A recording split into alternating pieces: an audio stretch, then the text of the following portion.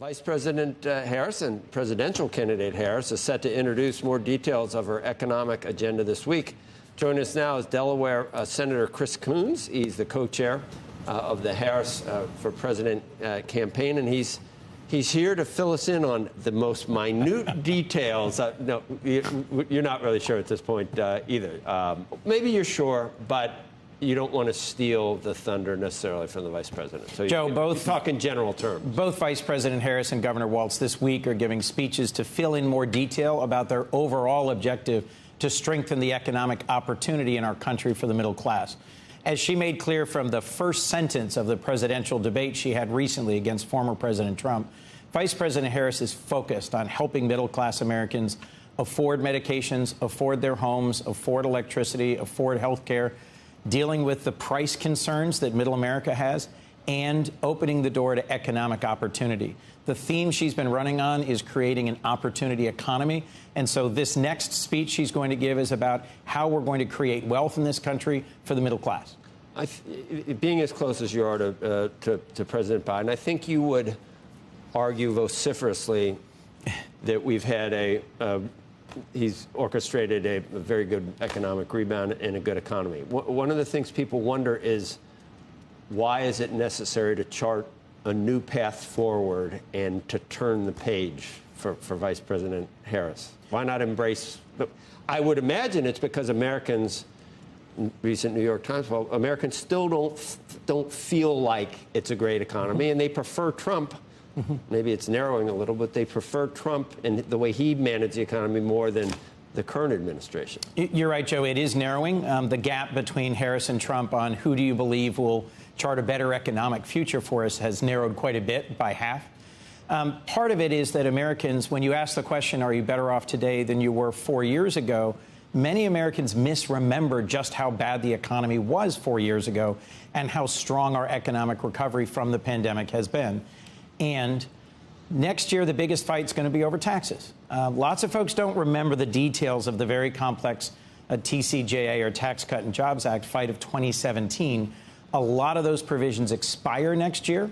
And so early next year, Congress and the president are going to have to roll up our sleeves, sit down and hammer out what's it going to look like for the next 5 years? What are we going to do in terms of spending through the tax code? What incentives will there be?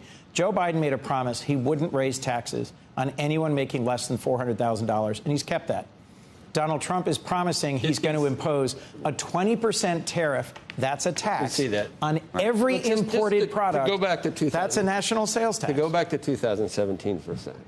Has anyone in your camp or the Biden camp ever thought that perhaps that 2017 act is partly responsible for record corporate profits, for the highs in the stock market, for the economy that we hear the president or the administration brag about almost every day?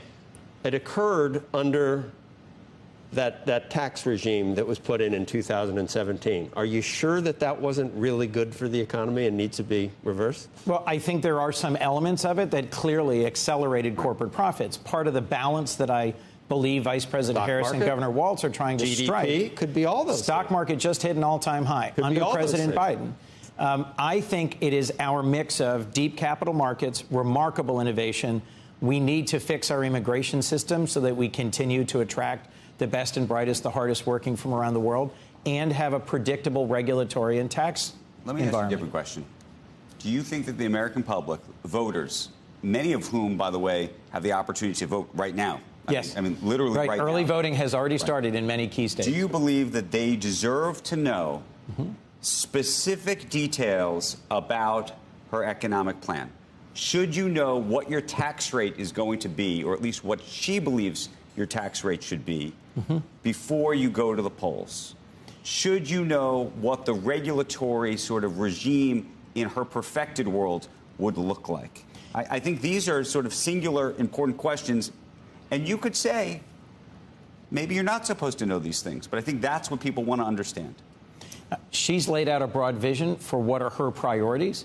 And I think your average American voters got to look at the chaos, the unpredictability, the sort of careening around the field of the former president, and a vice president who says, to your point, we're going to keep a lot of the same policies and agendas. The first thing she came out with in terms of an economic policy, and it upset some in my caucus, was a proposal for a cap gains rate increase that was lower than what President Biden had been looking for. She's focusing on how do we build more housing, partnering with the private sector, removing regulatory barriers, providing incentives. Right now, and now how do we build more middle class wealth? What we've heard about is cap gains.